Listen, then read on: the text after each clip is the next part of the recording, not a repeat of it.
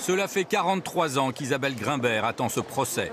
Le 15 septembre 1974, elle avait 17 ans, elle se promenait avec ses parents au drugstore Publicis lorsqu'un inconnu a jeté une grenade dans la foule. Son père, David Grimbert, a été tué, sa mère grièvement blessée. Durant tout le procès, Isabelle Grimbert sera face à Carlos, l'homme accusé d'être l'auteur de l'attentat. Je connais le personnage, on n'a rien à en attendre. Mais j'ai quand même envie que ce procès ait lieu. C'est vrai qu'en 1994, j'espérais qu'il ait lieu quand il a été arrêté. On a attendu 23 ans, on s'est un peu essoufflé. Tous les recours ont été utilisés. Et bon, maintenant, ça met un point final à plein de choses.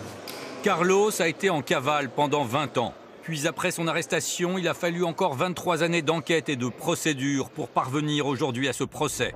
Le dernier du terroriste qui purge déjà une double peine de prison à perpétuité pour d'autres attentats commis en France. De nombreux indices désignent Carlos comme le tueur du drugstore, mais face à la cour d'assises, il refuse de s'expliquer clairement sur ses responsabilités. L'ancien terroriste et ses avocats considèrent que ce procès est illégal. Il y a eu 2 non-lieux et c'est une affaire prescrite, malgré les contorsions de la justice française pour toujours décider que Carlos est responsable de tout ce qui s'est passé sur Terre. Le mythe Carlos a vieilli avec le personnage. Aujourd'hui, dans le box, l'ancien terroriste international est un homme à la voix affaiblie et dont les explications, souvent confuses, et les provocations laissent impassibles les magistrats de la Cour d'assises spéciale de Paris.